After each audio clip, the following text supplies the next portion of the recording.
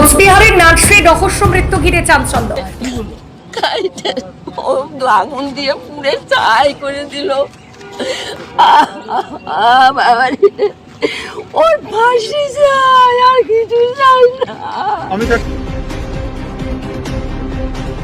স্বামীর কঠোর শাস্তির দাবি পরিবারের। চাঞ্চল্য ছড়ালো কোচবিহার শহরের নার্সের অগ্নিদগ্ধ মৃত্যুকে ঘিরে। বুধবার শহরের 14 নম্বর ওয়ার্ডের বক্সিবাড়ি সংলগ্ন এলাকায় ছন্দা রায় নামে এক নার্স অগ্নিদগ্ধ হয়ে মারা যান। ঘটনাকে কেন্দ্র করে এলাকায় ব্যাপক চাঞ্চল্য তৈরি হয়েছে। বৃহস্পতিবার কোচবিহারে এসে মৃতার পরিবার সরাসরি খুনের অভিযোগ তোলেন ছন্দার স্বামী রণজিৎ রায়ের বিরুদ্ধে। পরিবারের দাবি, দীর্ঘদিন ধরেই ছন্দার কাছে অর্থ দাবি করতেন তার স্বামী। সেই নিয়ে প্রায়ই তাদের মধ্যে অশান্তি লেগে থাকত।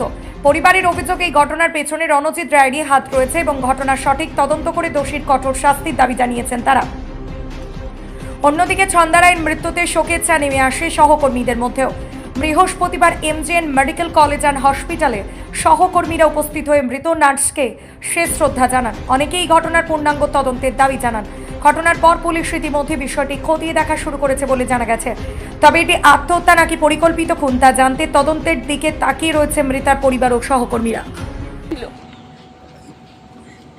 সেই দিন আমার বাড়িতে ছিল মালদা, ওর ছোট ভাইকে ট্রিটমেন্ট করাতে নিয়ে যায়। ও আবার কয়েকদিন, এক সপ্তাহ ছিল আমার বাড়িতে।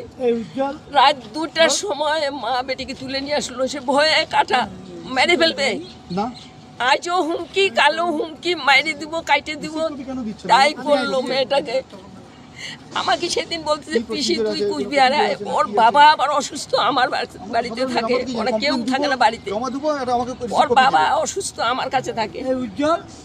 সেই লোকটাকে রেখে কি করে আমি আসি এই কুচবিহারে আসতে পারলাম না। সেই মেয়েটাকে আগুন দিয়ে পুড়ে ছাই করে দিল।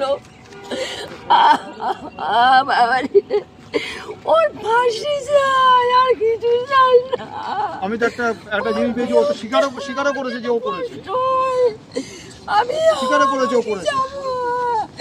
আমার কাছে আমি একটা ক্লিপ পেয়েছি, আপনাদের কুচবিহার নিউজ থেকে বোধহয় সম্ভবত নিউজটা বেরিয়েছে, সেখানে একটা ক্লিপ পেয়েছি যেখানে স্বীকার করেছে যে আমি করেছি।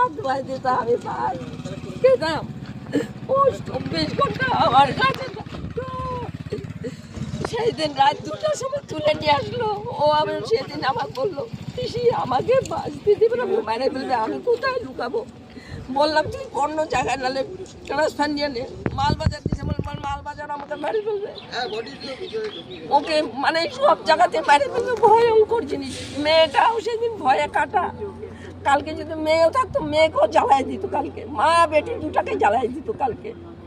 ভাগ্য ভালো মেয়েটা হোস্টেলে ছিল। এখন কি চাচ্ছেন?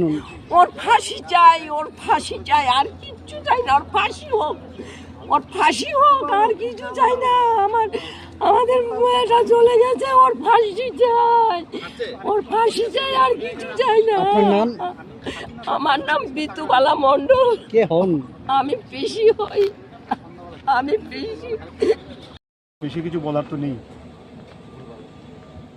কয়েকদিন ধরে অত্যাচার মাত্রা বেড়ে গিয়েছিল। আর অত্যাচার তো অনেক বছর ধরেই চলছে, ঠিক আছে, যেটাকে ডোমেস্টিক ভায়োলেন্স বলি আমরা। তো বোন সেটাকে সহ্য করে এসছে। শেষে এখন যখন সহ্য করতে না পেরে সে যখন ডিসাইড করেছে না, আমি আর এইভাবে থাকা যাবে না, আমাকে লিগ্যালি অ্যাকশন নিতে হবে। সে বলে দিয়েছে, আমি তোমার সঙ্গে আর সংসার করতে পারবো না, এইভাবে পারা যায় না। সে লিগ্যালি অ্যাকশন নিতে চাইছে। লিগ্যালি অ্যাকশন নিতে গিয়ে সে বলেছে, আমাকে ছেড়ে দিলে তোকে ছাড়বো না। সে তখন তাকে কালকে বিকেলেও আমার সঙ্গে ফোনে কথা হয়েছে। তারপরে সন্ধ্যাবেলা আমার কাছে ফোন আসে, মোটামুটি রাত 9:30 নাগাদ। আমার বোনের এক কলিগ ফোন করেছিল, বললো এই ব্যাপার, এই ঘটনা ঘটেছে। মোটামুটি যা হয়, ওর ডিউটি বোধহয় 8টা অবধি ছিল। 8টার পরে ফিরেছে, ঠিক আছে, যে বাড়িতে ভাড়া থাকতো। তো কালকে দুর্ভাগ্যবশত বাড়িওয়ালাদের একটা কোনো বিয়ের নিমন্ত্রণ ছিল, তারা বাড়িতে কেউ ছিল না। তো যখন ও যেটা যতটুকু জানতে পেরেছে, সত্যি আমি তো এখন তো অতটা পুরো জানতে পারিনি, ঢুকেছে পরে, তারপরে গায়ে পেট্রোল বা কেরোসিন দিয়ে জ্বালিয়ে দিয়েছে। কি মনে হচ্ছে, কোথাও কি প্ল্যান করে এটা মারার ছক? সম্পূর্ণ ও তো বলেছে মারাত্মক, যে ওকে মারবে, সম্পূর্ণ। ও তো বলছিল যে আমাকে এই করলে এটা এই সেই দিন এই আমার বাড়ি ধমকি, গেছে, রাত 2টার সময় তুলে নিয়ে আসছে ওকে। এই ধমকি ও অনেক বছর ধরেই দিচ্ছে যে আমাকে এই করলে আমি ছাড়বো না। কেন এরকম ধমকি দিচ্ছে? আর কেন সেটা তো সেই বলতে পারবে। ওই বলবে। ঠিক আছে? মানে এখন আপনারা এখন ওর বক্তব্য যেটা মাঝে শুনেছি, তার বক্তব্য যে নাইট ডিউটি করতে যাচ্ছ কেন, নাইট ডিউটি করলে আমাকে ফোন করে দেখাও, ভিডিও কলে দেখাও। হ্যাঁ, তার মধ্যে একটা অবিশ্বাস তৈরি হচ্ছে বোধহয়, বউ নাইট ডিউটি করতে গিয়ে হয়তো গল্প করছে কারোর সাথে। হ্যাঁ, এবং সে কন্টিনিউয়াসলি তার উপরে পয়সার জন্য প্রেশারাইজ করতে থাকে, যখনই পয়সার দরকার পড়ে আমাকে পয়সা দাও। ওকে গাড়ি কিনে দিল চাকরি পরে, গাড়ির জন্য গাড়ির কিস্তি ও দিয়ে বেড়ায়। এই রিসেন্টলি এখন গাড়ির কিস্তি 2টা ফেল আছে, ইন্স্যুরেন্স বাকি আছে, এই রিসেন্টলি ওকে 50-60 হাজার টাকা দেওয়ার জন্য প্রেশার করছে, লোন দাও। বোন যখন ডিনাই করেছে না এইভাবে তো চলা যাবে না সংসারে, নিজের মেয়ের স্কুল আছে, হ্যাঁ না যেসব করার জন্য, সেখান থেকে ও ডিসাইড তখন থেকে বলছে, যবে থেকে বোন ওর সঙ্গে যোগাযোগ করা বাদ দিয়ে দিচ্ছে, মানে ওর ফোন ধরার না করে দিয়েছি যে আমি তোমার ফোন ধরবো না, আমি যা করার এবার আমি করতে। তো তারপরে সে তার মতন স্টেপ নিয়েছে, সে বলেছে আমি তাকে ছাড়বো না, আমি তাকে মারব, এবং সে তাই করলো। থানায় কি অভিযোগ জানিয়েছেন? থানায় অভিযোগ জানানো হয়েছে, আমার পিস্তাদ দাদা আর ভাই ওরা মিলে।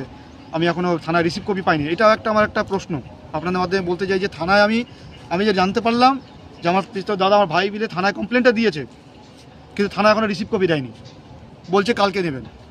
এইটা আমি জানতে চাই যে কেন আমি কমপ্লেন করছি, এফআইআর করছি, তো আমি যখন দেবো আমাকে রিসিভ কপি দেবে না? আমি জানি না তার প্রসিডিউর কী আছে, আমাকে বলতে তাহলে বলুক তাহলে কী প্রসিডিউর আছে। আমি কমপ্লেন দিচ্ছি, বলছে আপনি বডি নিয়ে চলে যান কালকে, আপনি আমি বডি নিয়ে চলে সমস্ত করে নিই, আমি কালকে আমি কী করে বুঝবো যে আমার সেই কপিটা ভ্যালু, মানে আমার কি কেসটাকে আমাকে ঘুরিয়ে দেওয়া হবে না? আমি ভরসা করবো কী করে? আমি কমপ্লেন দিচ্ছি, সঙ্গে সঙ্গে আমাকে রিসিভ কপি দেবে না? আমি জানি না প্রসিডিউর কী আছে থানা। আমরা ওর